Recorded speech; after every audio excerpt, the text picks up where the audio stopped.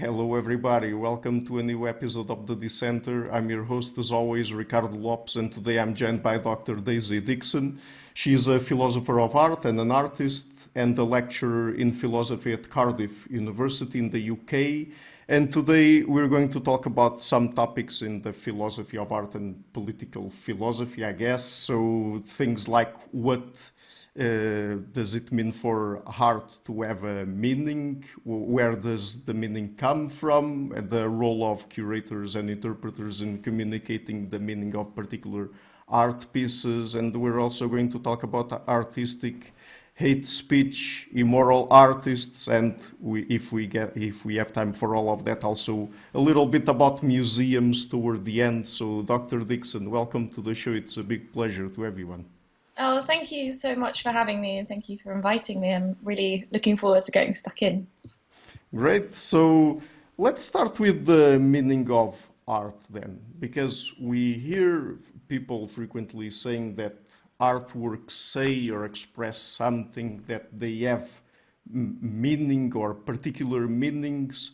But I mean, of course, that sounds very intuitive, but also on the other hand, sometimes it might sound a bit weird. So what does it mean exactly that art have meaning or expresses, has meaning or expresses something? So could Yeah. you help us answering that question? How does it work exactly?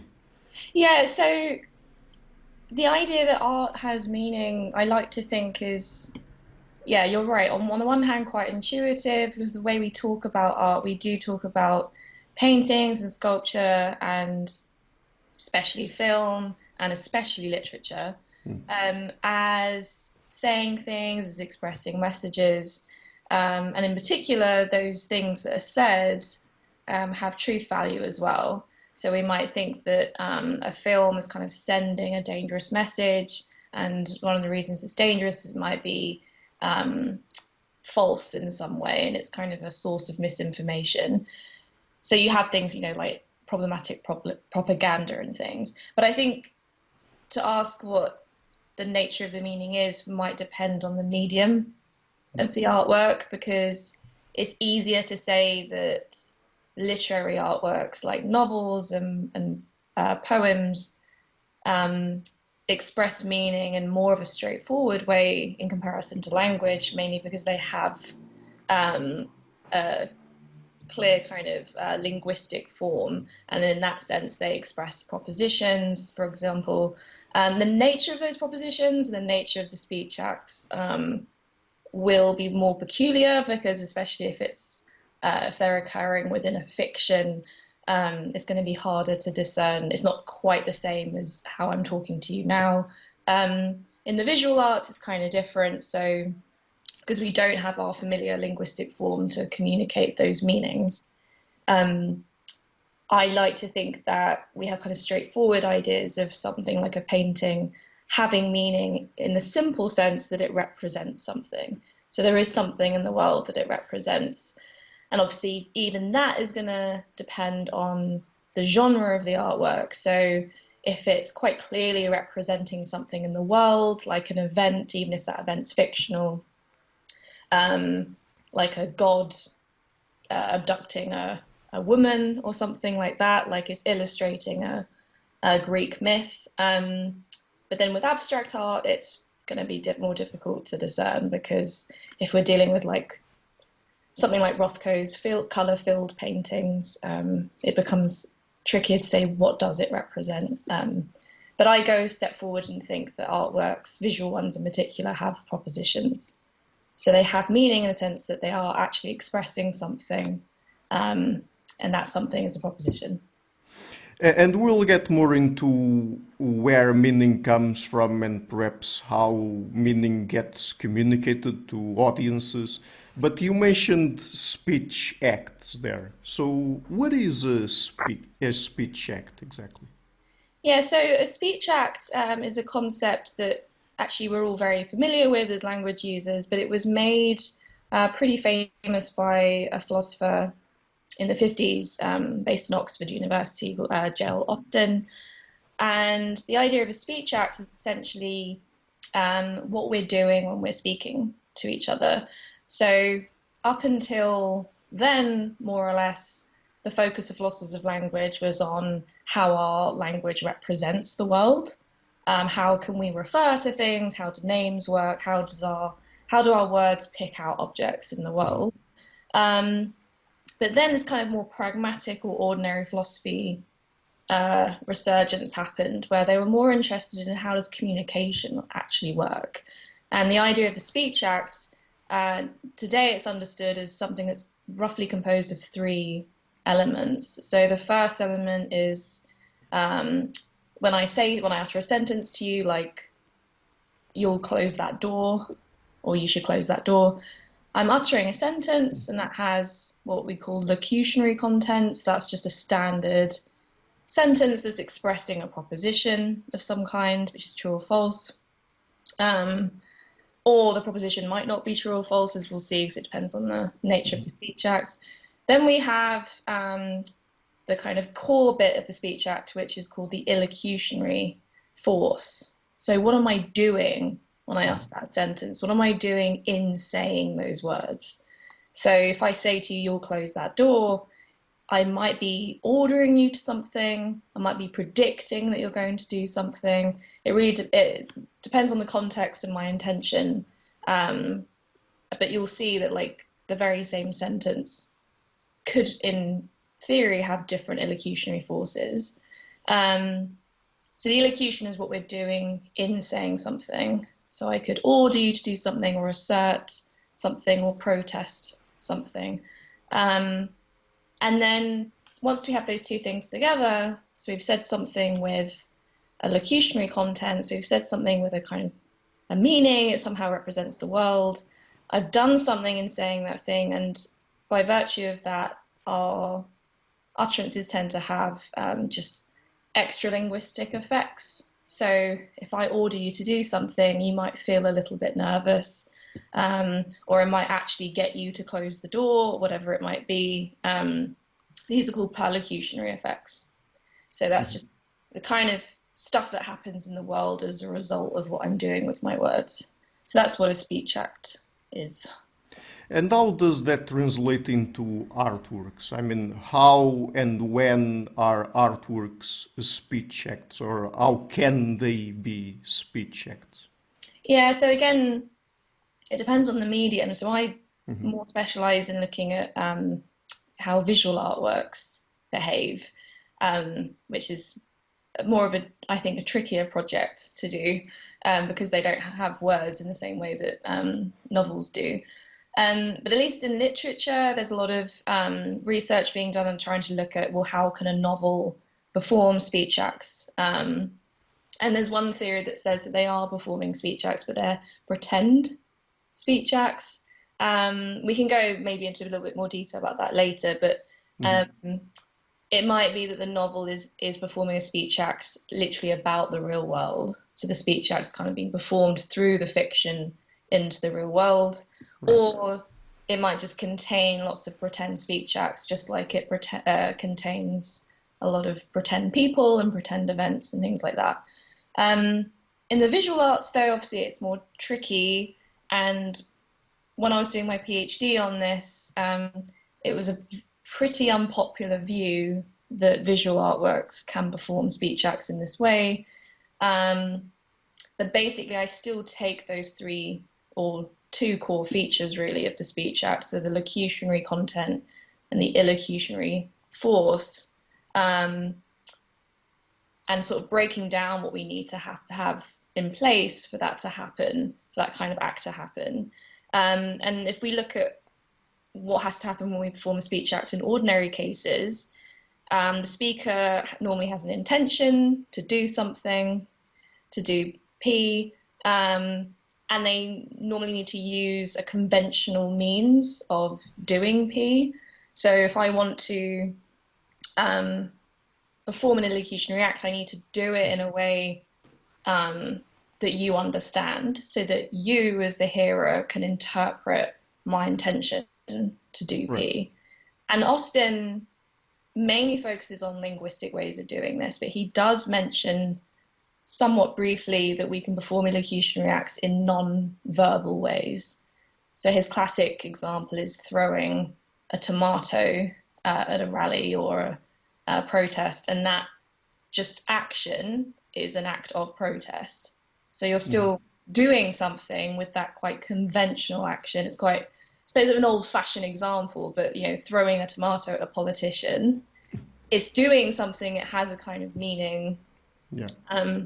So I think something similar is happening in the art case. So they need a somewhat kind of conventional way of expressing a certain proposition, and in doing that, performing an elocutionary act, normally with the intention of the artist.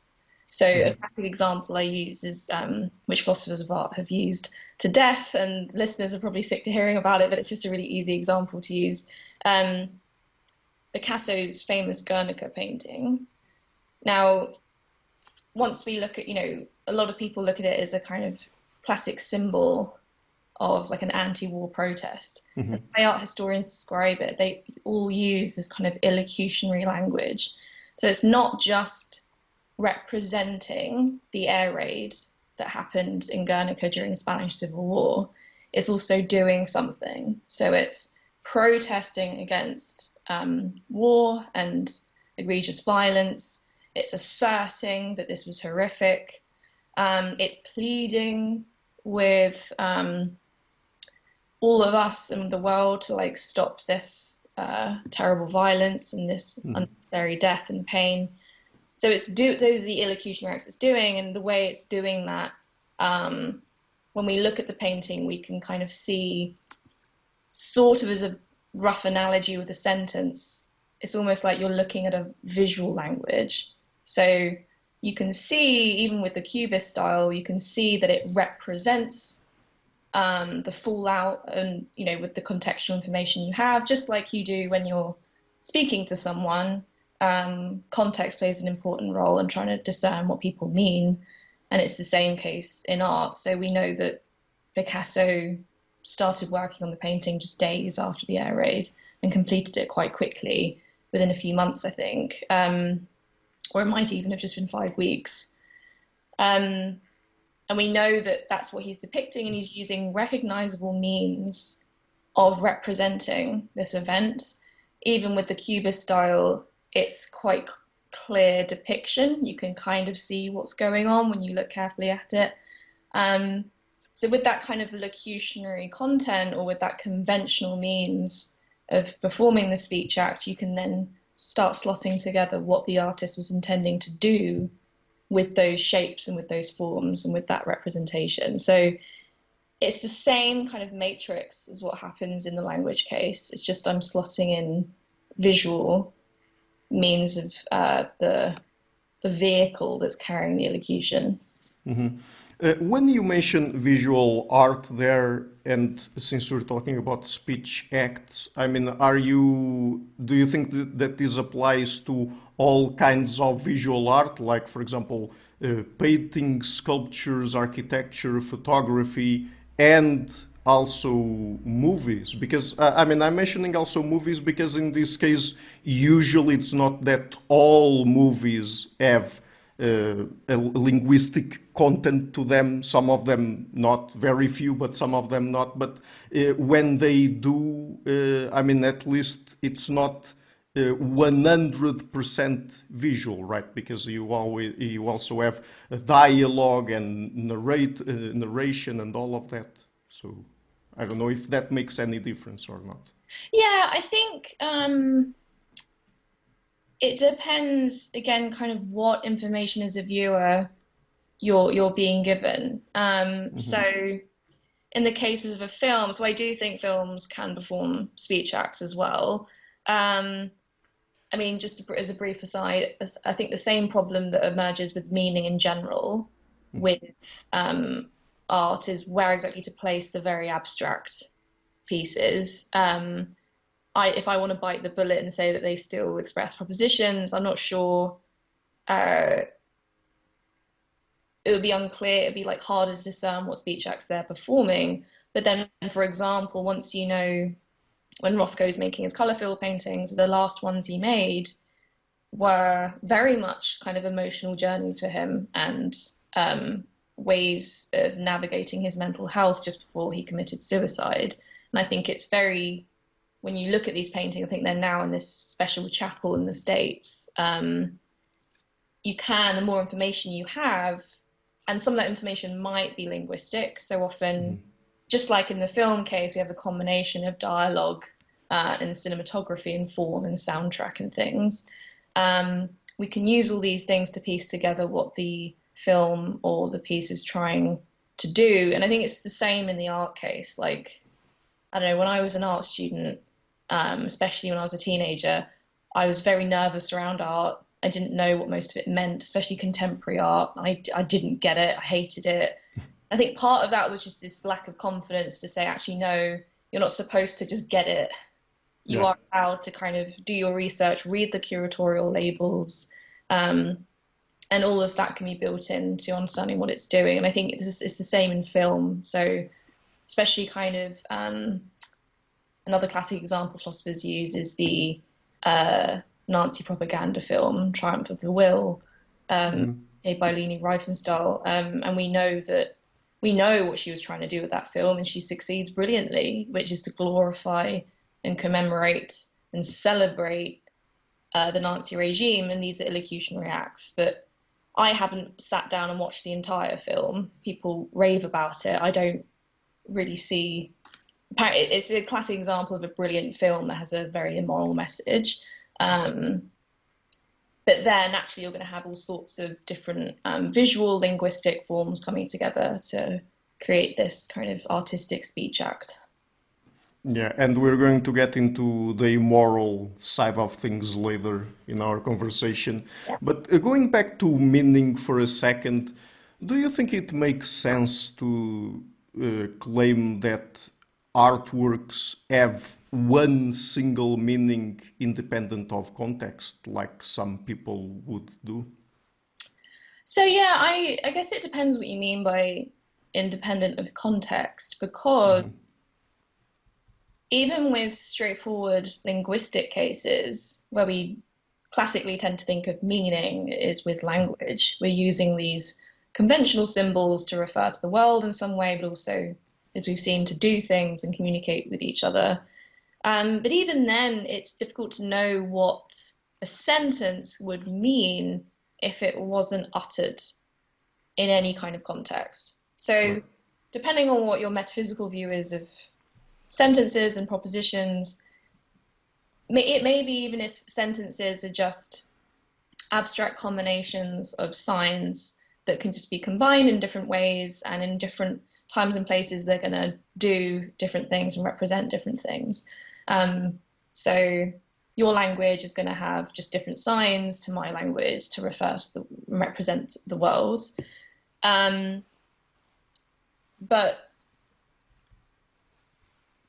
the idea of a sentence doing something without being uttered in a context is a tricky thing in itself. So some philosophers do think that unless a sentence is uttered, it's not actually going to be meaning much, because it normally, even with straightforward referential terms, it still needs to be sort of put in the world for it to like latch onto something, however that works. So the same thing I think happens in the case of art, because I don't think artworks are abstract kind of sentence-like structures. Artworks are very much embedded in their context in which they were born. And I don't even think the idea of them having one single meaning would even make sense. So I have a very kind of like have your cake and eat it kind of view about artwork meaning. I think they can mean lots of things, but not too many things. And one of the reasons for that is because they are born in a context, they're created by a person at a certain place and time. So already we're out of that platonic realm and we're in the concrete world. And I think the idea of there being an artwork without a context doesn't make sense, in that the thing you're talking about wouldn't actually be an artwork in a robust sense, because artworks are the kind of ontological objects that have a history immediately built into them. So I'm sort of resisting your question, I guess. Right, but then culture, or does play, or we should expect culture to play a role here, right? Perhaps not only in terms of the context, or to understand the context where the artwork was created, but also how culture influences how the observers interpret art, right? Yeah, and I have a few views about how that meaning is established, and also how it can change, and how artworks can have like a kind of basket of meanings. They express like a cloud of propositions, so they are far more dense than ordinary language, and they do uh, kind of do more things, and sometimes it's like a lot less clear what they're saying compared to language. But I don't think that in itself is reason to doubt that they do share these features with language without actually being the same thing as a sentential or linguistic language. But absolutely, culture and the context in which it's received will affect how people read the artwork. But again, and there's more to be said here, but I'm of the view that often when we engage with artworks, we're going to bring our own stories and our own expectations to them. And I always use this example because it's one I tend to. So I love Van Gogh's paintings, like I imagine a lot of people. And often when I go to them, I'm going to have my own personal relationship with them. And that's lovely. Like, that's one of the reasons we love art. But if, say, you went and saw Van Gogh's The Yellow House painting, and it reminded you of a holiday you had in the south of France, that's really nice, that's fine, but that painting doesn't represent your holiday. It's not actually about your holiday. So there's, we can call this significance, so the kind of idiosyncratic, very important, but personal reaction we have to an artwork. And then there's this more robust thing of meaning. And cultural reception can kind of change that robust meaning, but there has to be very, very special circumstances for that to happen. And I can say more about that later, but yeah. But so, and how can meaning change over time then? Because you touched on that a bit ago. Yeah, so again, this is a very unpopular view in the philosophy of art and philosophy more broadly, the idea that an artwork can change its meaning in this robust sense. But it's actually a very popular view amongst art historians and art critics and theorists and practicing artists. So I tend to be of the view that like philosophers need to reflect this other like very widespread view that artworks can change in meaning.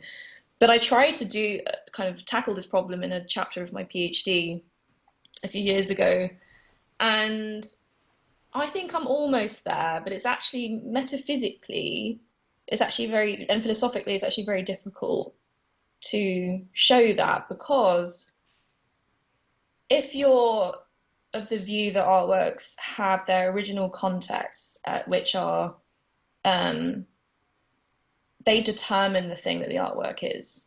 And I tend to use like a thought experiment to illustrate why I think this is the case. So if you imagine, so Alan Jones exhibited his famous hat stand, table and chair sculpture in 1969, and it shows three women dressed in fetish clothing, posed as pieces of furniture. And, he had certain intentions for the piece, but there was a massive feminist protest. People were very upset about them because it was literally objectifying women. But I tend to ask people, like, imagine if the very same sculptural forms had been made by a different artist at a different time, say by a woman during the Me Too movement. It would seem like the very same sculptural forms are doing something very, very different, and they have a different meaning. So in this kind of possible world case, even though they look exactly the same as the actual sculpture, they would be protesting the objectification of women, and they'd be critiquing it rather than just recklessly repeating it.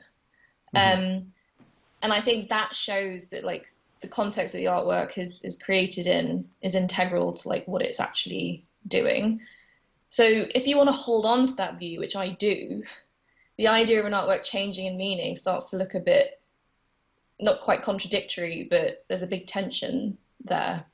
So I'm of the view that if a certain curatorial context and wider social context is established, then the symbols, especially, and it's easier to argue this with a straightforward representational painting, say, the symbols in that painting can start to collect new meanings over time in addition to their original meaning.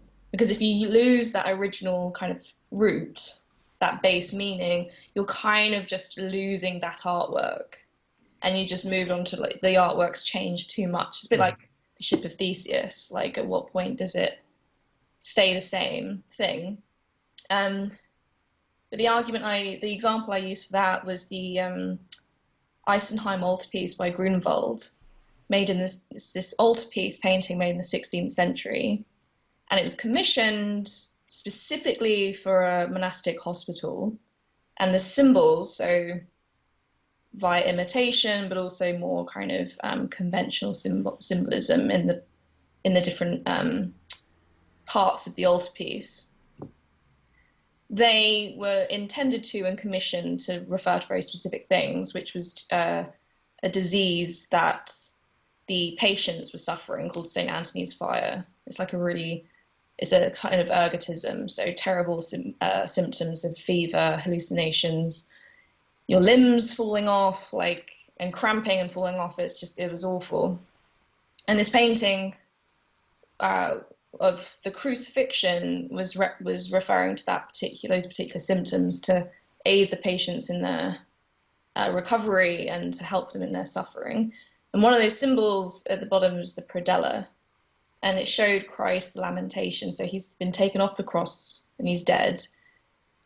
But the way the predella opened, because it had doors, it would slot open and his limbs would be detached from under the knee. So that was some art historians think that was a deliberate symbol to refer to the patients that were losing their limbs as part of this disease. But then, several hundred years later, the Germans actually took that painting to Munich in 1919, and it was there, I think, for about a year.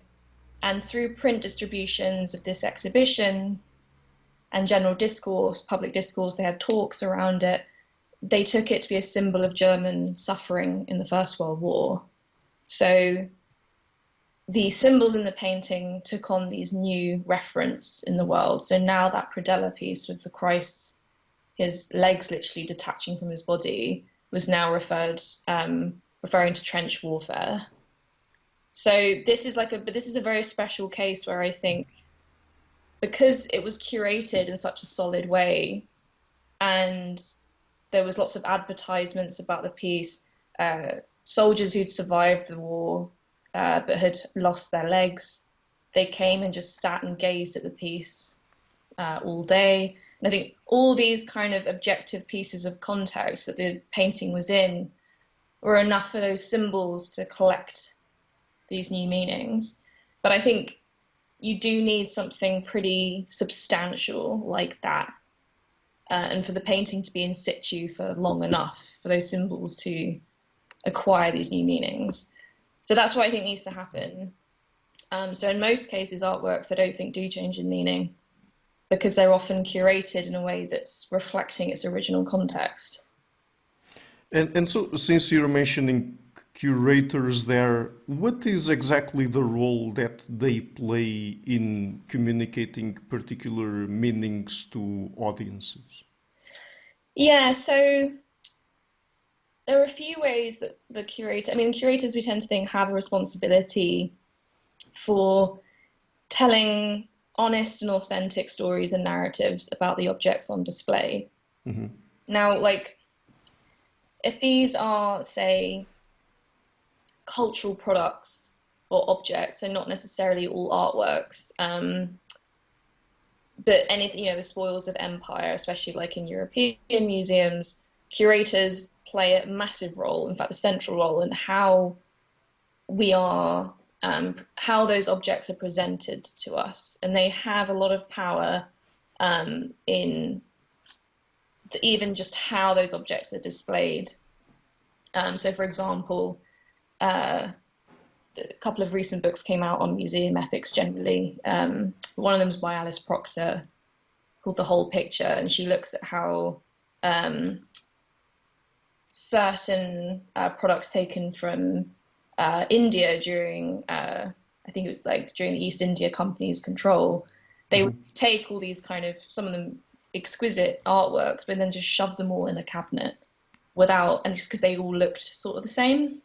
So that curation was done like a formal basis, like, well, they all kind of look nice together, but then it meant that their original meaning and the way that they'd been plundered and stolen was just being kind of erased and just obstructed and obscured. So, but when it comes to art, the meaning of artworks, again, this is quite a controversial view, but I think curators at the very least can bring out perhaps contents or propositions that were already in paintings, but they can make them more salient, even if they're not like massively changing them. So obviously we saw in the Eisenheim altarpiece case, the curators had a big role there, in addition to kind of the social discourse that was happening around the painting. They did such a big role, they had such a big role that the symbols in the painting, I think, actually took on new meanings. But I think in most cases, when we go to an art gallery or museum, the thing the curator can do is kind of put a spotlight on certain parts of the painting they want us to contemplate and to enjoy. But they can also play a role, as I said, in obscuring those stories. So a classic case of this, again, would be often how Renaissance painting is curated. They tend to kind of leave out the detail about the fact that often the myth that's being depicted, like in a Titian painting, is a rape, it's sexual violence, but the curator hasn't used those words. And that has a huge effect on how, so often when growing up and I would look at Titian paintings, I just thought they were beautiful, but actually what I was looking at was a really violent thing going on.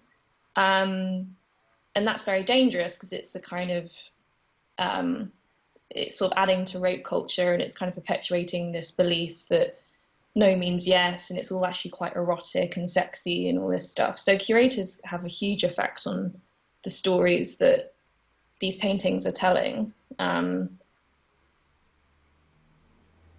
Yeah. Okay, we might come back to museums later on in the interview if we have time for it. Which, by the way, the ethics of museums is a very interesting field. Just recently, I started reading a few things about it, and it's very fascinating. So, but another question, and since we were talking about speech acts, can art lie? And what does that mean exactly? Yeah, so again, this is kind of like quite new stuff. So I think artworks can lie. But again, this is using a particular concept and phenomenon from ordinary language cases. So one of the first jobs you have to do is to try and understand, well, what is a lie? Because there's all different ways of deceiving people. And a lie in ordinary cases is just, on most definitions, is asserting something you believe to be false. And that's not just saying something you believe to be false. It has to be an assertion. And an assertion is a very particular kind of speech act that has certain norms governing it. So if I'm acting out a play on stage and I say, I think it's like a Shakespearean line, I am the fairy queen. Obviously, I'm saying something I believe to be false because I don't think I'm a fairy queen. But I'm not lying to you. I'm not lying to the audience. I mean, some students I've spoken to resist this, but I think we need to use a common sense notion of lying.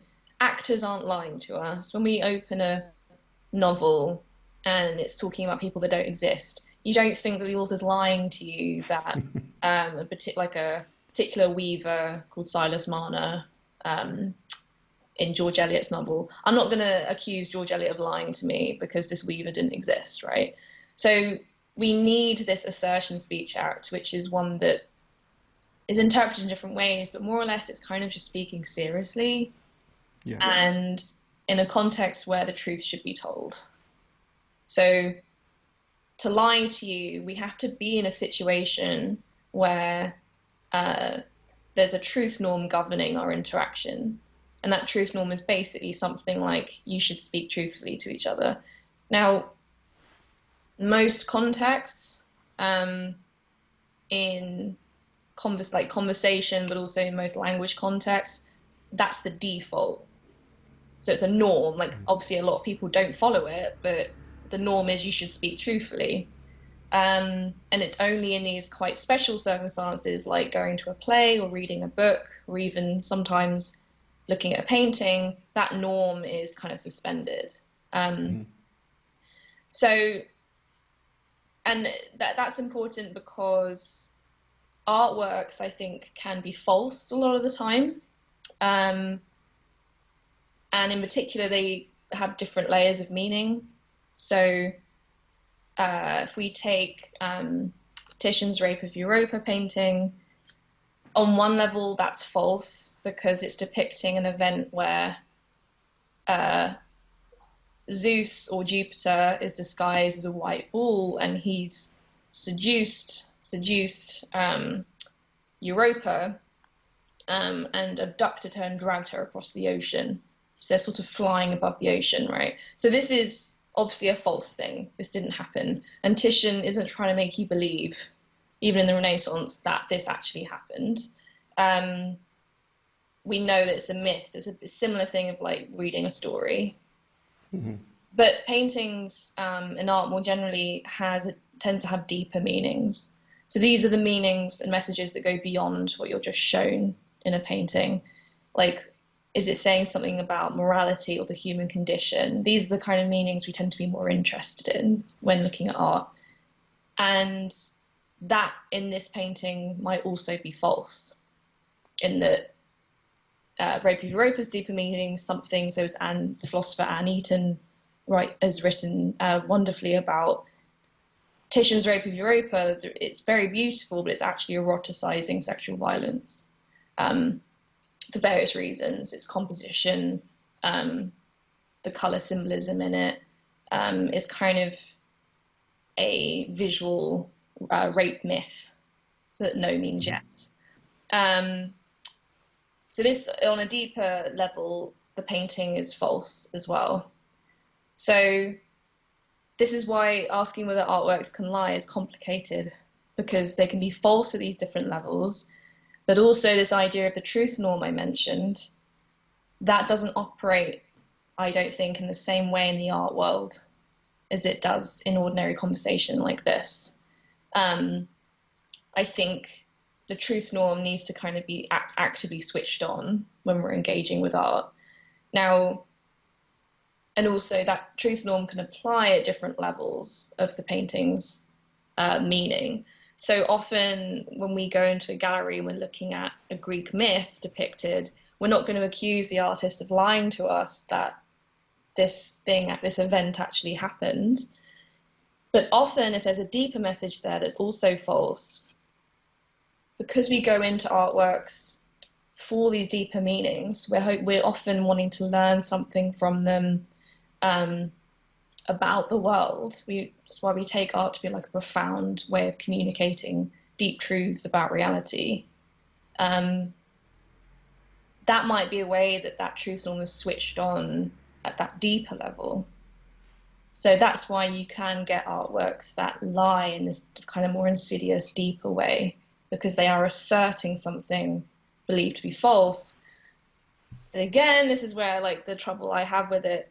A lot of the time, the artists making these artworks don't believe what they're saying is false. So you have a lot of people who express really problematic falsehoods, things that you know are false. Like for example, Like, for example, yeah. yeah. So a homophobic person might have views about gay people, right? And they might think that, that kind of shouldn't get married, or like the kind of practice is unnatural, or whatever it might be. These are false, right? These are false beliefs. Of course, it's perfectly natural and moral, like it's completely fine. But they sincerely believe what they're saying is true. So actually, they're not lying, because a lot of us say false things that we actually believe to be the case. So I don't know what Titian as an artist was like. We don't know what his views about sex were, and what, about sexual violence. And also, a lot of these artists were working under commission. They were just doing what they were told. So I do think artworks can lie, because I think they can perform speech acts. And I think they have truth or valuable contents, like propositions. But once you start to piece together what needs to be in place for them to lie, it is trickier than in language cases. Very long, sorry. No worries.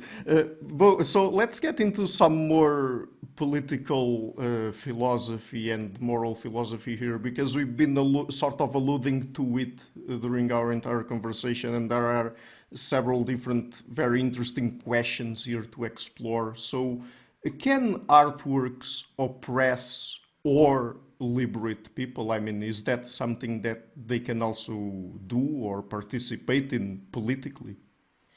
Yeah, so again, I think this is why a speech act view or theory of how artworks communicate to us is so vital and invaluable for understanding their power over us, because a classic way to oppress someone or a group is via speech. And we've seen, or if that's restricting their speech, or in the kind of opposite way, we have straightforward instances of hate speech. And that might be racial or gendered slurs. It might be orders or legislation that's kind of restricting what these groups can actually do, like vote or get married, whatever it might be. So depending on how much authority this speech has behind it, it can completely change the material reality for whole swathes of people. And I think that artworks, especially visual ones, which is kind of more interesting because it's kind of easier to say that linguistic artworks can do this, because they're just performing these straightforward speech acts. But I think that particular artworks can also perform these oppressive speech acts. An example of this was in 2020, all of our public sculpture was suddenly sort of put under a lot of scrutiny, especially like in the States with Confederacy statues, but also here, obviously, we had the Edward Colston sort of phenomenon, where we also have a lot of public sculpture depicting, portraying slave traders. Yeah. And what I think, and a few other philosophers are beginning to write about, is artworks can oppress in the sense that they are performing oppressive speech acts. And what I mean by that is, often in hate speech, the kind of hate is expressed implicitly. So there are a lot of philosophers of language and political philosophers working on this phenomenon.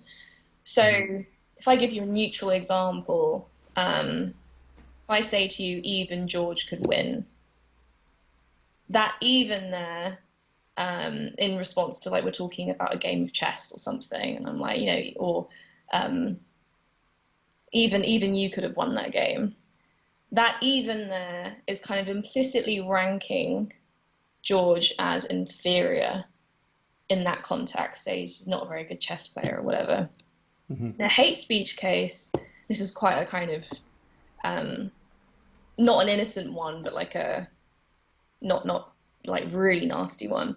But one growing up a lot as a girl and a woman would be something like you're playing sports and you're watching the boys play sport, whatever, and then one of them misses a goal or misses a shot in basketball. And they say even a girl could have made that shot.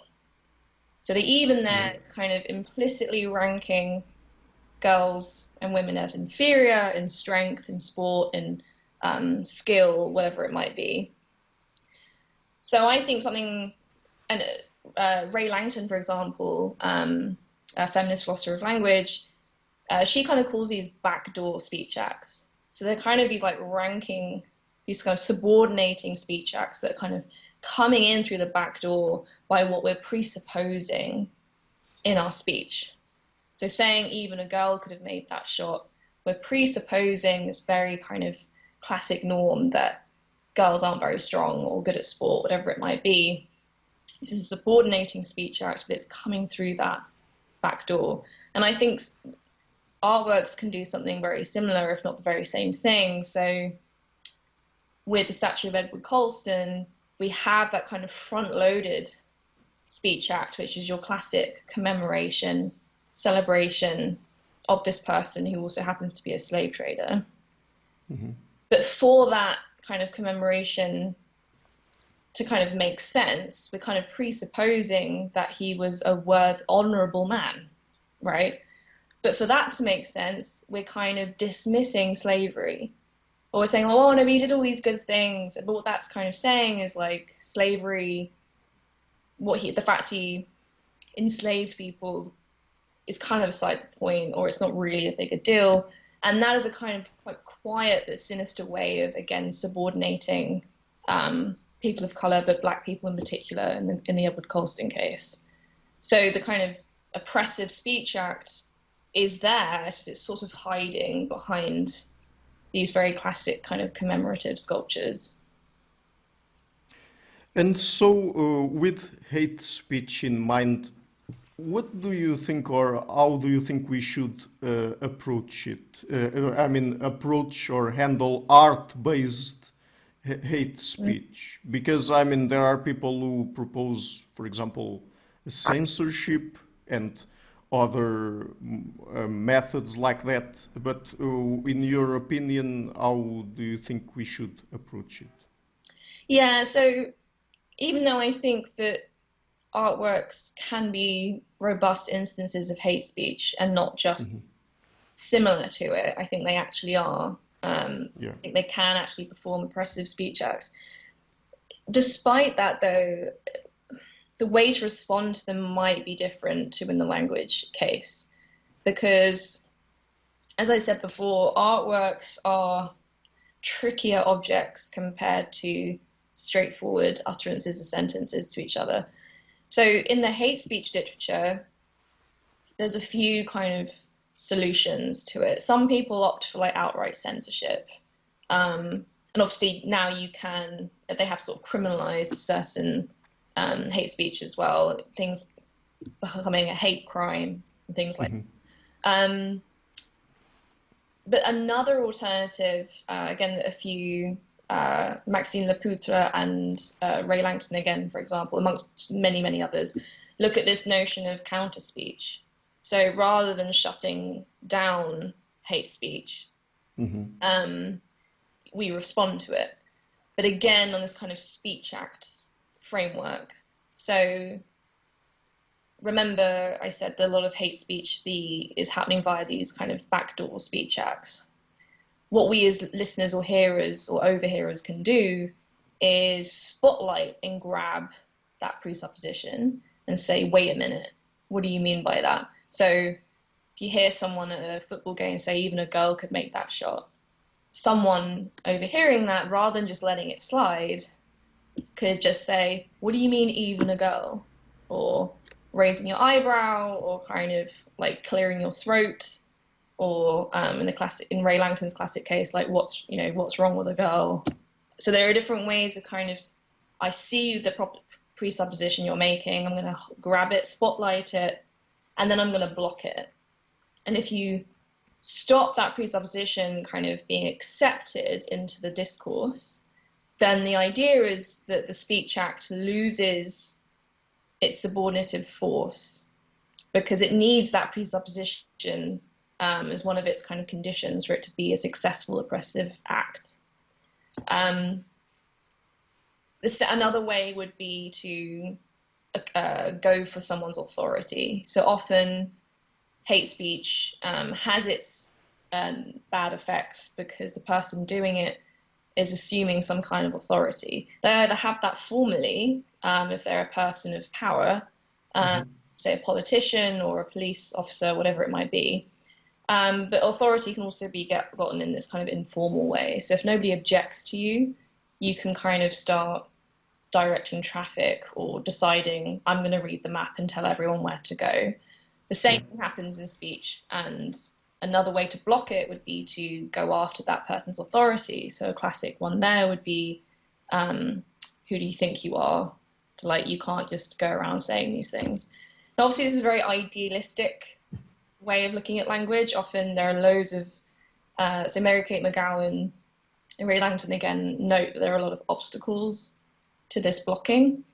But I think in the art case, it might be more of a positive, so I call it artistic counterspeech. So it's a similar thing going on. You're blocking or highlighting and then blocking the presuppositions made by these artworks. So rather than them, say, taking them down, there's been very effective kind of interactions with them. So with the Colston statue before it got dismounted and thrown into the harbour, many people over the years had interacted with it. And one artwork that appeared in 2018 appeared overnight, and it was called Here and Now, and it was just these kind of figurine, like sculpted figures in the shape of a slave ship hull that were extended out from the sculpture. Right. And it was a very quiet and sombering, very upsetting artwork to see, but it was such a powerful, quiet way of kind of visually spotlighting, this is actually what's going on behind this Colston figure. This is what you're presupposing is acceptable, permissible. And it's kind of like an artistic way of highlighting that content and then blocking it. And I think the obstacles that we tend to have doing that in straightforward hate speech cases is that you can block a sculpture in a way that you can be safer doing it. So you can do it anonymously, you can do it over a long period of time, you can think about your response, because obviously the problem with hate speech, if you encounter racist speech on a subway, for example, or whenever I've been the victim of sexist speech or misogyny, you're sat there thinking, I need to come up with some witty response. But you're also scared, you're also feeling unsafe. Yeah. And then the moment's passed and the damage is done. So it's very hard to block in those situations. But I think in art cases, we can act more as collectives. We can engage, or at least in the Edward Colston case, a group can come together and literally make it, fall down on its side. Which is a massive way, I think, of disarming its subordinating force, because you're just saying, you're rejecting its authority. So I think there's more positive ways there to interact creatively with them. But then in other situations, I do think we should just get rid of them. Not necessarily destroy them, put them in museums. I think it would have been really interesting to leave the Colston statue underwater, because I like underwater art. I think that would have been really interesting. Oh my God. So I don't think we necessarily need to destroy art as a kind of censorship, but we can interact with it, we can change it in these creative ways. Right, but let me ask you another question about that. So when it comes to censorship, of course, this is, I guess, more of an empirical question, but when you talk about more positive ways of engaging with artistic hate speech or art-based hate speech, and you talk about counterspeech, for example, are you calling it a more positive way of dealing with it? In what sense? I mean, is it because you think that, for example, censorship does not work, or even if it works, you still think that we shouldn't do it for whatever reason? Yeah, so I'm not, I mean, some of the stuff I've published on this, like it sounds like I'm like super anti-censorship, which I'm not really. I just think there are these other creative ways of dealing with it. There are some drawbacks though to Okay. censoring art. And again, I think this comes down to the similarities with language starting to end in a way that the artworks are quite different to language. The first difficulty with censorship obviously is the straightforward freedom of expression problem. Just like with language, you know, whatever your country's laws or legislation uh, have a freedom of expression, it does seem important to maintain um, some kind of freedoms. And obviously, there should be limits with whether that's Mill's harm principle, whatever it might be, on that speech. Um, but I do think in the art case, it's even people are so protective over art, perhaps even more so than their own speech or others' speech. And I think it's something to do with art, even moving, you know, beyond the kind of public sculpture cases, but especially the art we have in our galleries. People kind of treat artworks like they're these kind of sacred, strange objects that these very, you know, people of very lofty ideals have created, and we should protect these sort of almost religious objects at all costs. And I'm personally not a fan of that view, so I don't. People tend to think of artists as being somehow outside of society and these special, gifted genius people that we should respect and protect their creations at all costs. I don't like that view because um, we have seen some many brilliant artists, but they are humans. We should expect them to adhere to the same moral code as us. Yeah. They are flawed, very real human beings. Um, but a lot of people are nervous that, so, you know, when we go on to talk about immoral artists, there's a big panic around losing the art made by immoral people, Yeah. whether that's like locked away in vaults underneath museums and never to be seen again, or even destroyed. And a big panic people feel is that we're going to be losing things of beauty. We're going to be losing important cultural and aesthetic experiences. And I do think there is something to that argument, even if you don't think a particular painting is beautiful. So I don't think Gauguin's portraits of his child brides. Now I know what they are. I just don't see them as beautiful at all. But a lot of people do take his artworks to be extremely important to the development of Impressionism. So these are important cultural products, and I think there's a way of kind of saving them, and this goes on to my other kind of, I guess, issue with censorship, is by censoring we might move into a kind of cultural amnesia. So it might be, you know, I'd rather not have another retrospective about Paul Gauguin, but completely like getting rid of his works, like not talking about them anymore, never showing them, not having more books published about them. I think we're still getting to a point where we need to engage with these artworks in an authentic way. We need to talk about the fact that his paintings are of his child brides and what he did, the abuse and the colonial advantage and abusive situation he was in. We need to talk about that. And I think by just getting rid of these artworks, we're kind of going to get into a point where we're sort of dismissing this very real, uncomfortable part of the art world that we don't want to talk about. But on the other hand, rather than censorship, we can just quietly, like, not necessarily, like, not destroy them, but just give the platform to marginalized artists, have different retrospectives of overlooked artists in the past. and artists today, like just change the kind of who we're platforming. And institutions can play a huge role in that. So I think generally I'm against censorship, but only, yeah, for those reasons. But at the very least, you think that people should be allowed to morally condemn certain artworks and the artists themselves, also publicly. Well, condemn them publicly, you mean? Yeah, Yeah, yeah. yeah, absolutely. I think it's perfectly compatible to have a kind of a freedom of artistic expression, but we can choose who we platform. We can choose what we do publicly. So one example of this, again, sort of moving into the immoral artist problem, Yeah.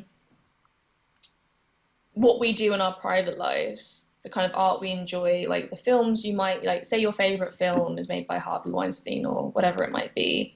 It might be that like that's kind of ruining your experience a bit, but you still want to watch the film every now and again. Or with me, I'm still going to listen to Michael Jackson's music because I love his music and it makes me happy. But that's kind of like a private artistic experience. But I think as soon as you go into the public sphere, Yeah. our aesthetic choices have meaning beyond perhaps what we intend them to have. So when it comes to, say, honoring or celebrating a particular figure, this is the problem again with commemorative statues. Maybe we should like stop building them, and because they have this public meaning, that we're kind of dismissing their victims. And in Archer and Mason have a new book on this, brilliant book, Honoring and Admiring the Immoral. And the idea is that publicly, these kind of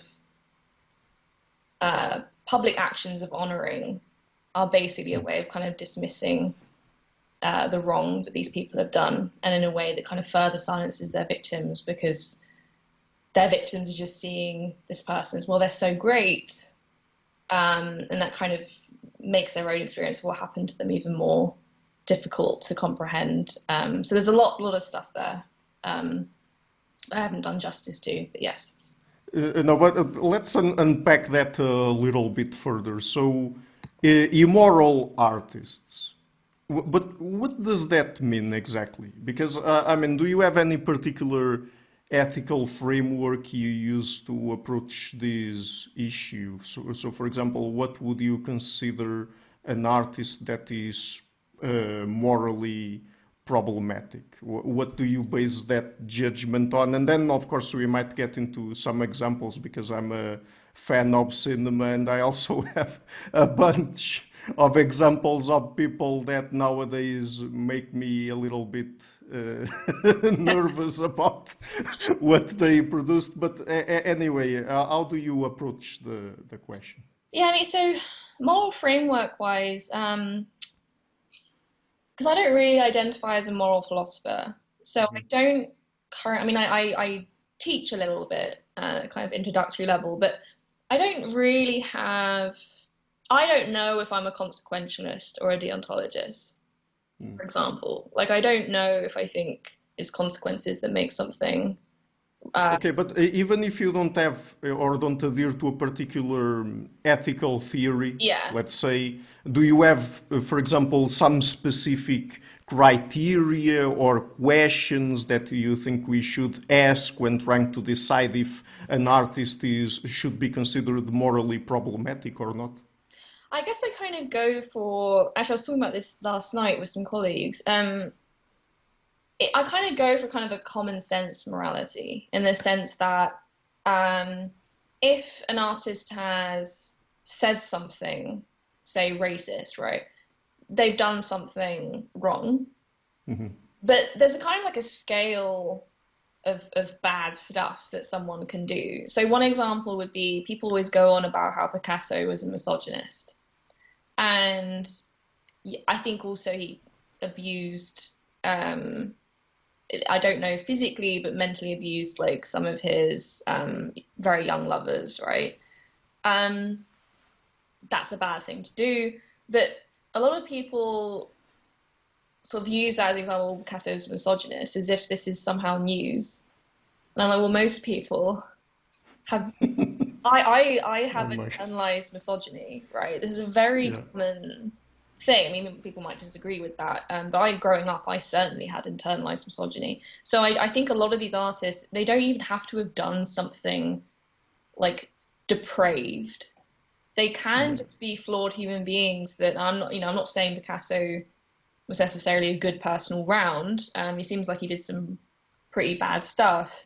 But then you've got people like Paul Gauguin, who sexually abused and uses colonial privilege when he went to Tahiti, and the fact had child brides. Whatever your view might be of that particular society at the time, it's quite clear from his diaries that he was reveling in and eroticizing what he knew or sort of saw at was rape and sexual violence, right? He literally kind of expresses these rape myths that these girls are basically asking for it, and they express pain, but really they don't mean that. So there's a lot of kind of objectification and dehumanization of young girls there, and I think that is just clearly wrong. And I don't think we need to kind of fall into some moral relativism to show that like that's clearly wrong to me. But then also you've got on the other end, even further on that spectrum, you've got people like Hitler. Again, kind of like people don't tend to think of him as an artist, but he did have quite a substantial body of work. And obviously he's, seen as the ultimate kind of depraved person. So it really is on a big spectrum of things. And I think that has implications for stuff like cancel culture. So Eric Matz, in his Drawing the Line book, gives a great kind of detailed case about this. Like if an artist has said something really stupid, does cancel culture have that kind of fine-grainedness to completely withdraw all attention and financial or kind of just artistic respect to that artist because they said something really stupid, compared to the amount of respect we give to artists who abused girls? It seems, a tricky phenomenon to deal with it. But yeah, I'd say definitely on a spectrum of bad. Yeah, but I guess that there are many complicated questions here. I mean, I have to admit that personally, until a few years ago, I was one of those people that thought that we should just separate the art from the A artist. lot of people do that, yeah. And go with it because, of course, I also love Michael Jackson's music and Woody Allen's movies and Bergman's movies. We can get into Bergman in a second, but and Marlon Brando and all of those people. But yeah, I mean, I guess that many different things that we could get into here. So, for example, and also perhaps there are a sort of I mean, different steps that you could take. So, for example, I don't know if you heard things that Lars von Trier said in the Cannes Film Festival back in 2011. That he, I can't remember what he said, but I was but basically he was answering a question from a journalist or someone in the audience, and he sort of implied that he was a Nazi and That's required it. an, Yeah, he did. yeah, and then he got banned from Cannes, at least for a while. I'm not sure if he's still banned. Did he might have claimed that he was joking or something? Yeah, I mean, it was a bit, but I mean, I'm bringing that up because it was a bit weird. I'm not sure if I myself would classify it as immoral, but at the very least, it was very cringe-worthy It was. what he said that. But okay, so that's perhaps a level one of immorality. Then you get into people like Ingmar Bergman, and just last year I watched a documentary and learned that in Winter Light, I mean, there was an actor he worked with very often. I think his name was Gunnar Bjornstrand or something like that. And during the documentary, Bergman he himself said, and the actor confirmed that the actor was going through some health issues and did some medical examinations, and then one way or the other, Bergman got hold of his medical exams and told him that he had a terminal illness, which was not true, just for him during the movie to show despair to the camera, actual despair, and I was like, what? Man, that's Wow. oh my God, And then this that's used in the scene. sorry, And then this kind of genuine emotion that had been manipulated, yeah, shown in a scene, and that's in the yeah. current cut of the film. Yeah, yes. Wow. Yes, that's right. And I was like, "Oh my God, what? That's actual emotional abuse, man." Yeah. Right? Yeah. So that's perhaps level 2. And then we get into level 3, which is actual physical Hmm. sexual abuse, like for example, Last Tango in Paris, where we now know that Marlon Brando sexually assaulted Maria Schneider. And back then, of course, we shouldn't excuse people just because back then it was another cultural context and all of that. But but we can go up several steps from cringeworthy to actual Yeah. immoral Yeah. behavior. But at the same time, what should I do personally with all of this? Am I morally obliged to now, I don't know, condemn Marlon Brando publicly, to tell people that they shouldn't watch his movies, or should I tell people just to not watch Last Tango in Paris but watch The Godfather? For example, it's perfectly fine to watch The Godfather. And even me myself personally, there are certain things that perhaps I feel uncomfortable watching or listening to now, just because I know of certain things that Mm. people did. And should I feel that way? Shouldn't I feel that way? Because I still think that the artwork itself has some many great things to it. And also, sometimes, particularly when it comes to cinema, of course, there are many people working Yeah. in a film. Should I condemn it when it's a director being immoral, a producer being immoral, a main character, or an actor that plays a main character being immoral? Should I just ditch all Kevin Mm. Spacey movies, for example, now, even though he was not the director nor the producer, and there were many other actors there? These are very complicated questions, right? They are, and I think you've just like brilliantly encapsulated the big, big problem that has so many different uh, tangled branches in it, ranging from the kind of ethics of consumption.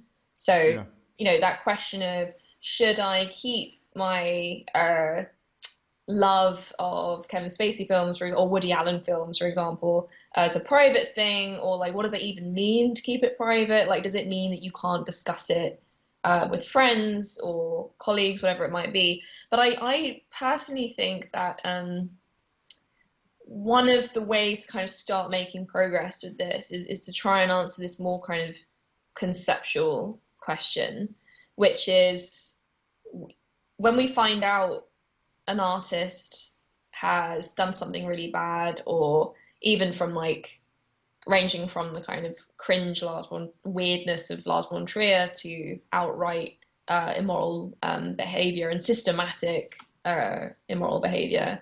Um, how should we react? And I think to answer that question, it's helpful to start off looking at how does that immorality of the artist actually affect their art.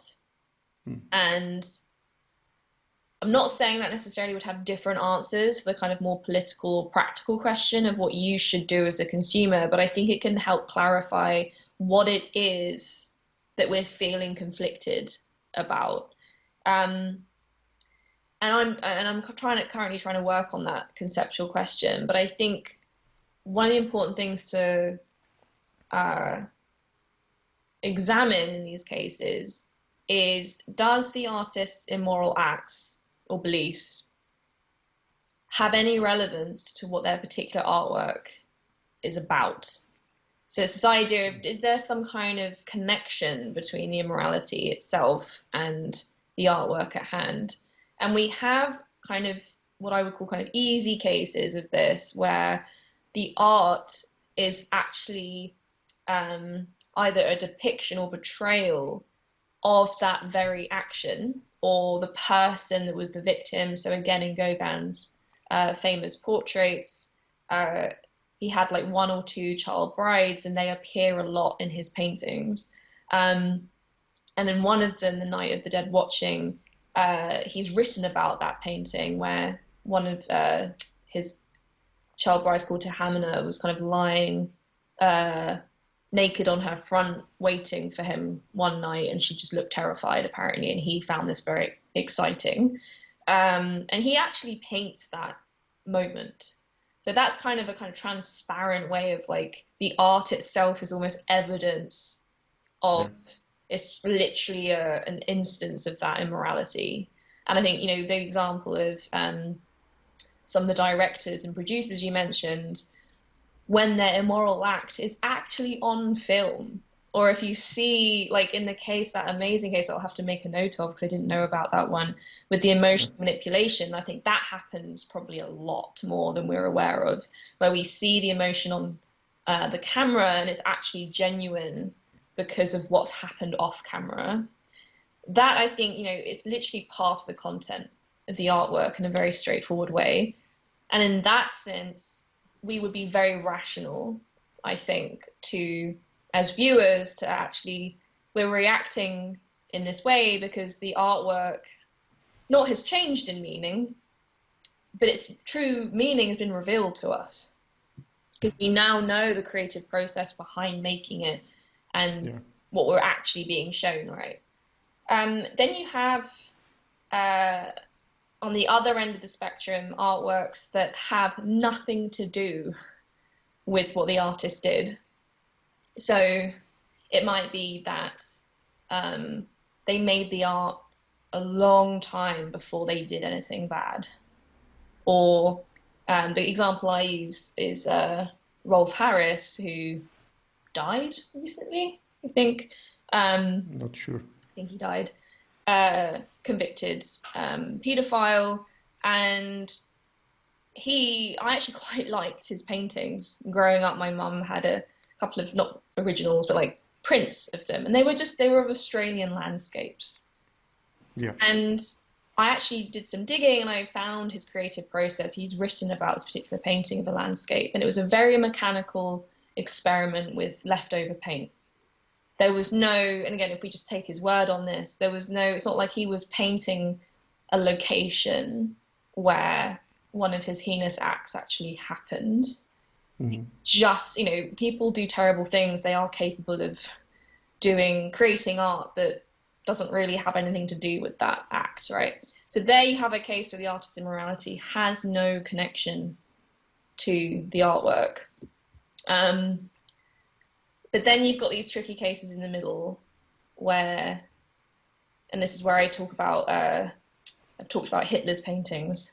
Mm-hmm. It's Hitler's paintings generally tend to be of seemingly innocent looking landscapes and street scenes. And I think he painted his dog or drew his dog as well. Yeah. And I actually argue there that even though we have a case where what we're immediately shown, perhaps going back to that distinction between kind of surface and deep meaning, what we're instantly shown isn't like a straightforward case of has anything to do with his immoral acts, right? So there's no kind of clear anti-Semitic symbolism. There aren't any swastikas in it. There's no kind of like clear language pertaining to his depravity. But I think there's a more subtle connection because the artworks are actually made in this kind of proto kind of Aryan style. So he made them at a time where he did have anti-Semitic beliefs and he was really into sort of German Romanticism as a kind of concept, but also artistically. And this is reflected very clearly, I think, in his oeuvre. So all of his paintings have this romantic pastoralism about them. And I think there you've got, it's about his style and about his artistic practice as a whole that is informed by these beliefs that are completely relevant to what he did. But when... Let me just ask you one thing about that. Do you think it would make any difference if Hitler had made those paintings before he developed that kind of ideology? Yeah, that's such a good question. Again, depending on what you think, how the meaning of an artwork behaves, and again, if we're sort of wanting to hold on to its original context, I would say, so the reason I can get away with this argument for Hitler's paintings is because he painted throughout his life, but like there's a big collection of them before this, just after the First World War, where he was very much becoming the person that we notoriously know. And he explicitly says at that time of making that he had anti-Semitic beliefs and he had all these kind of proto-Nazi persuasions. But if we found a painting he'd done when he was 3 years old, then I would say no.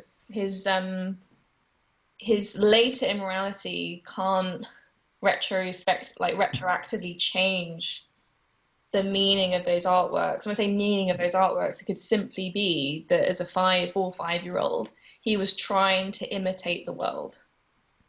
And that's it. Like, a child isn't at that point going to have sophisticated anti-Semitic, racist beliefs.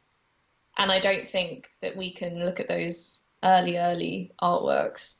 But this is all on a conceptual basis. Like, there are going to be other reasons that, and this is what I talk about in the kind of harder cases like the Rolf Harris case, or say Hitler's paintings and drawings when he was a child.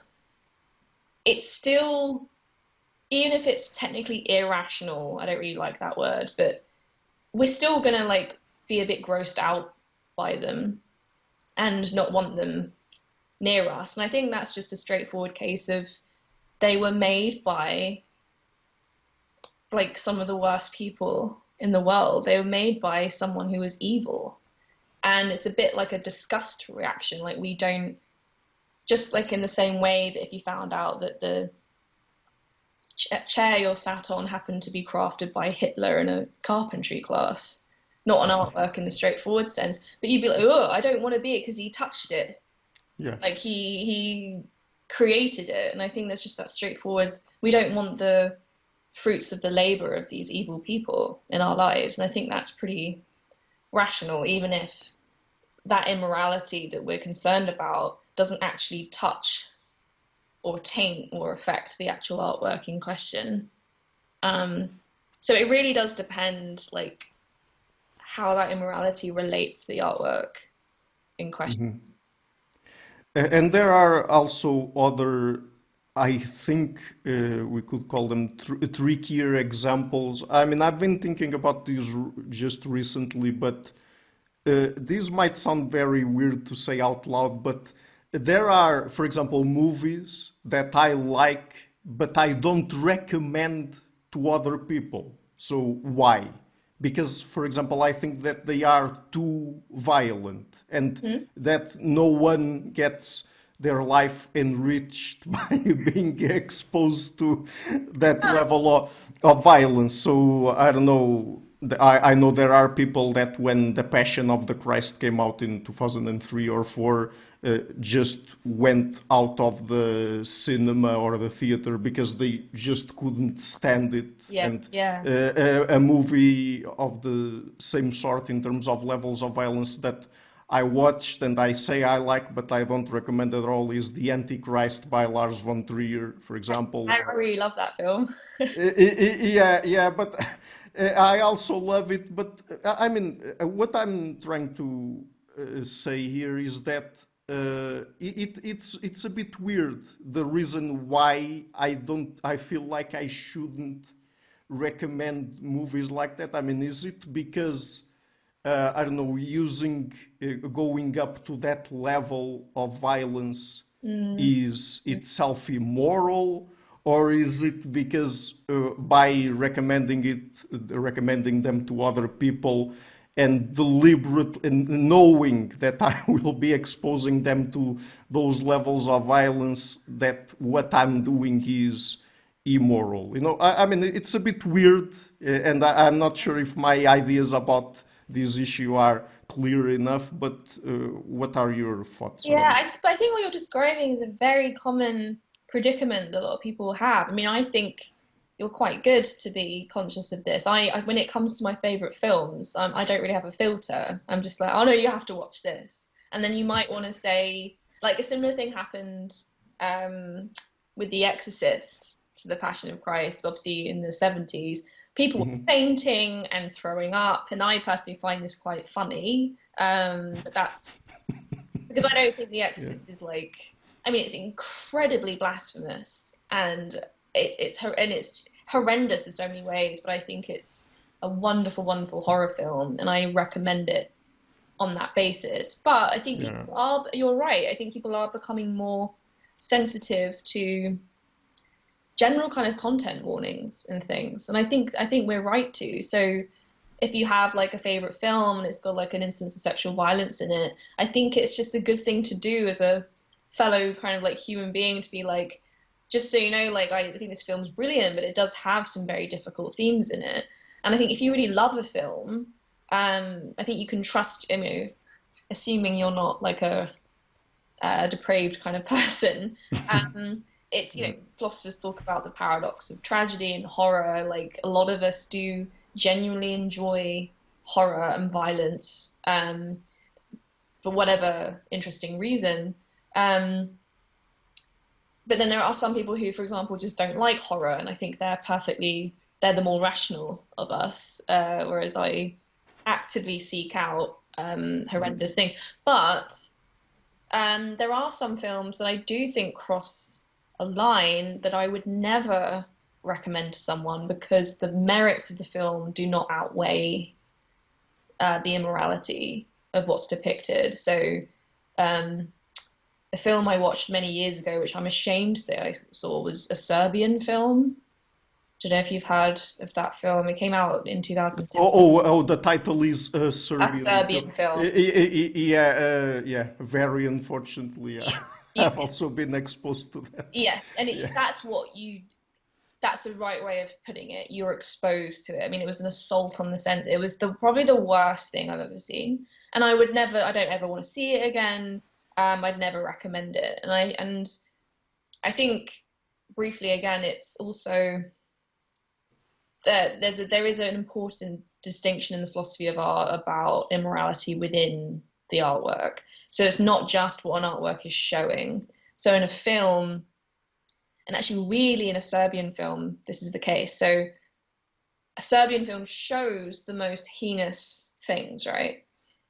Yeah. But you could argue that the film's perspective, so what the film and the director is inviting us, the viewer, to feel and think towards what's being shown. So it's kind of what message is it trying to get across? And that obviously goes beyond what it's showing us. It's how is it showing it to us? What is it asking us to feel in response to this thing?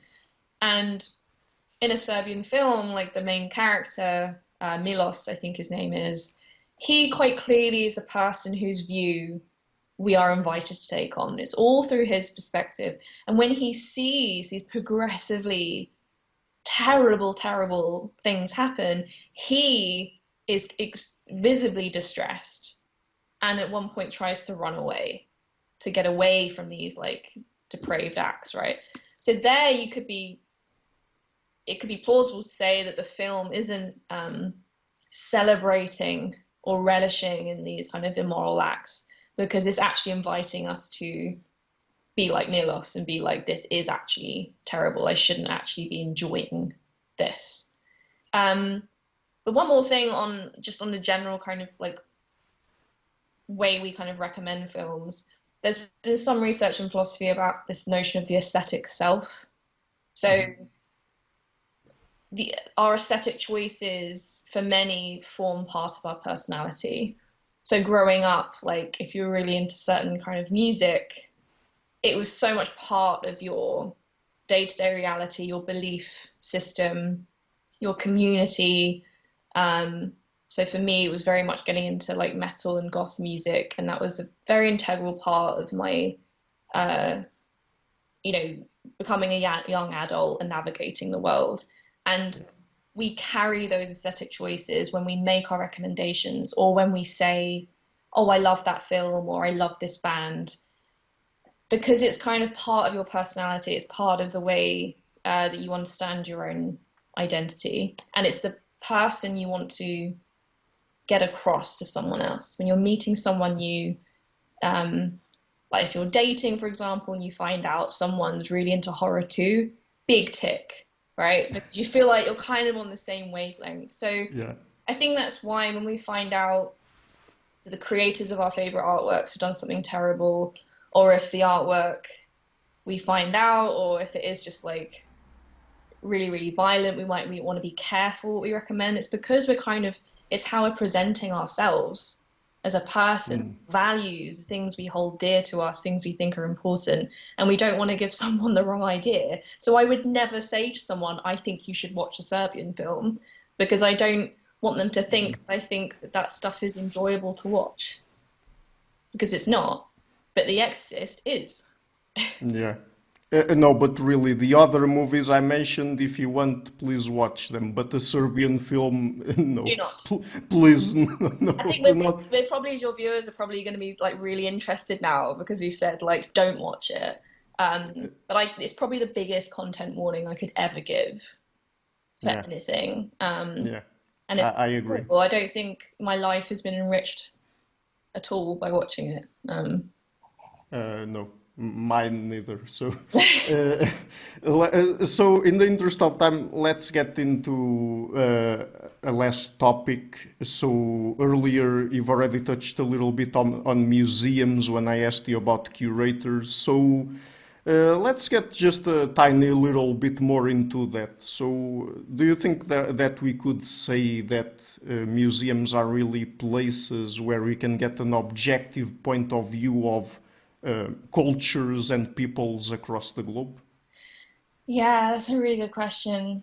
And absolutely, there would be art historians and curators who'd be far better placed to answer this question than me. But I think as a sort of lay person, or like philosophical view, if you're trying to capture our intuitive interactions with museums, the problem with obviously at least European museums is the majority of their collections obviously are either stolen or gotten in some unethical way.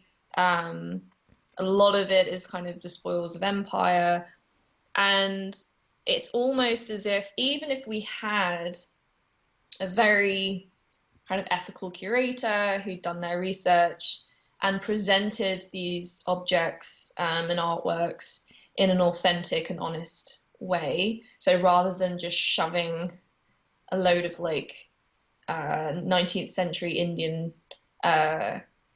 small sculptures into a cabinet as if they're trinkets, and actually presenting the stories of each of these objects, who made them, why, how did the museum acquire them. Even doing that, I think part of the issue is the museum as a space, on the one hand, is a wonderful place to kind of learn about the world in a way that at least in the UK, many collections are free. And if you think about it in a positive sense, it's a wonderful way that like the world can be made accessible to everyone, regardless of their ability to travel, whether financial or physical, whatever it might be. And I think that that's a good thing, and the amount we can learn about the world in that accessible way is good. But on the other hand, museums are weirdly unnatural as well, because we're taking these objects and artworks from their original context, and that could have been in a small kind of hut or villa, or on the side of a pool in a kind of Herculean villa, or in a palace, whatever it might be, and putting them into these kind of very strange kind of like cabinets, or kind of in these spaces that you walk around. And so in its very nature, it's going to be not objective, in the sense that we are not experiencing these objects in their original contexts. But that's not necessarily a criticism. I think it's just the nature of the museum space.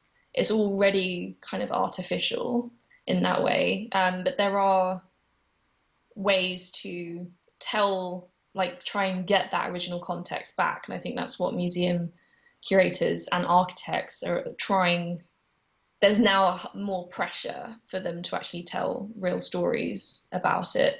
But again, there's a lot of curators, I think, have more power than previously we thought, and how they tell the stories to us. I mean, a classic case of this, again, was up until only 5 or so years ago, I think, Gauguin's portraits, actually, no, I keep forgetting about COVID, probably 10 years ago, Gauguin's portraits of his child brides were always described as a young woman. But actually, they were 12 and 13-year-old girls, possibly even younger. And just changing the curatorial labels can either basically tell a lie about what the painting is of, or they can actually just be more honest and transparent about it and be like, this is a painting of a 12-year-old girl that Gauguin was in a relationship with. Mm-hmm. Even just replacing the word woman with girl, which some museums have started to do, completely, that gives a far more objective and truthful presentation of the objects on display. So there is a lot of work that can be done to give an objective as possible story of what we're being shown. Mm-hmm. Yeah, and as we alluded to earlier, there's now also people doing work on the ethics of museums and how, for example, sometimes the way they display the artworks or the artifacts there, I mean, it's basically with a particular narrative in mind, sometimes, not always, but sometimes to favor Eurocentric narrative, let's put it that way. Absolutely. I mean, a classic case of this, again, is I came across this example in, again, Alice Proctor's book, The Whole Picture, the story about this, I think, 18th century kind of automaton sculpture from India. It's called Tipu's Tiger. And it was made for the ruler Tipu, and it shows a tiger mauling, I think, a British soldier or a European soldier. And it was meant, it was a piece, it was meant to kind of quite literally represent India's like resistance to colonial control. And then when the palace was plundered and destroyed, the little sculpture was stolen and taken back, and I think it might have been in the V&A for a while. I might be getting this wrong, but it was in one of our British museums, and the story that was told about it was that it was somehow changed to be about Britain's the kind of glorification of Britain's victory and rule in that colonial period, especially with the East India Company. The control that was had there. So the story that was being told through this small beautiful but kind of artwork was just completely flipped on its head. Yeah. And in that sense, as well as kind of clearly having a colonial agenda, just completely kind of not destroyed the original artwork, but I mean, if you obscure an artwork's original meaning, which I think is going back to one of your first questions, there are some like that meaning, like being flipped on its head, that absolutely is not the meaning of that sculpture. And we should respect that. And now it's being curated and presented in a far more authentic way. But that's a classic case of just the stories of these artworks being told to suit whatever ideology or agenda you might have. And that's just also doing a disservice to the artwork as well, because you're just sort of using it as a formal thing and making it do whatever you want it to do. And that just seems wrong.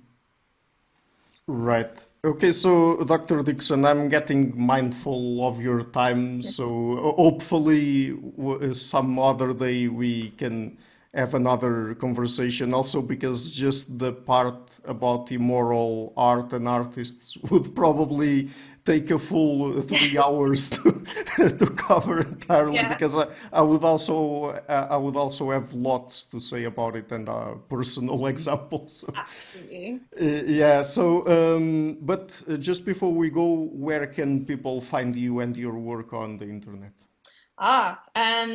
My not very well put together, but I have a website, which is daisydixon.co.uk, and I have my kind of list of publications where you can find them, but I also have my artwork on there as well. So I do a lot of sound art and things. Don't currently have a studio, but the art still exists online. And otherwise, I will be having a book coming out. I'm not sure exactly when because it's still in the kind of writing stages.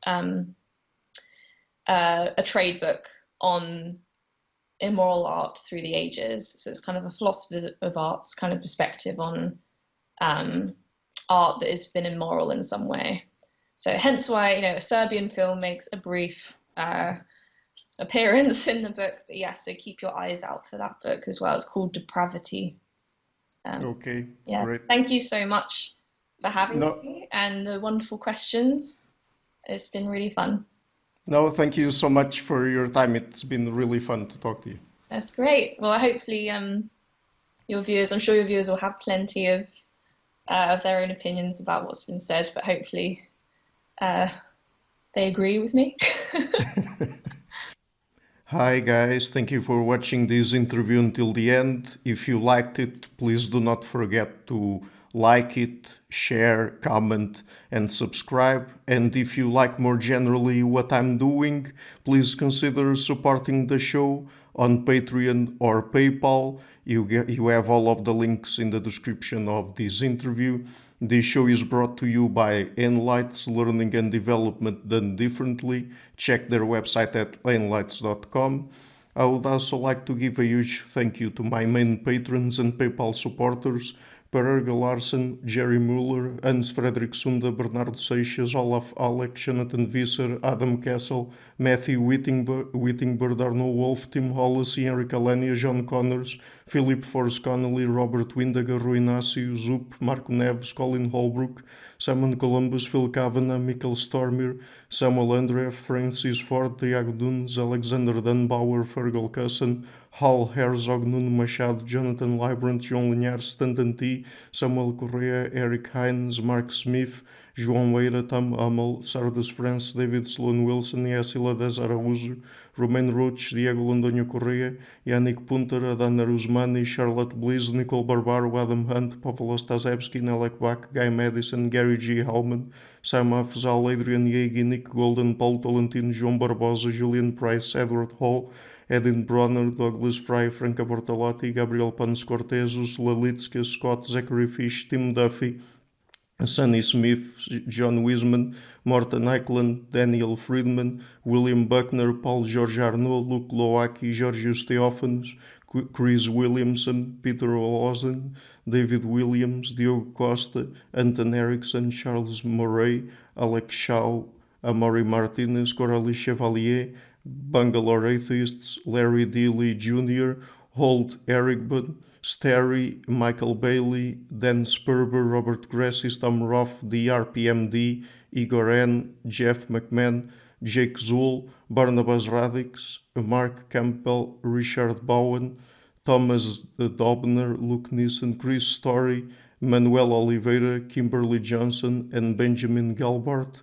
A special thanks to my producers, Cesar Webb, Jim Frank, Lucas Stafiniak, Tom Vanagdam, Bernard Hugni, Curtis Dixon, Benedict Mueller, Vega Guidi, Thomas Trumbull, Catherine and Patrick Tobin, John Carlo Montenegro, Robert Lewis, and Alni Ortiz, and to my executive producers, Matthew Lavender, Sergio Quadrian, and Bogdan Kanivets. Thank you for all.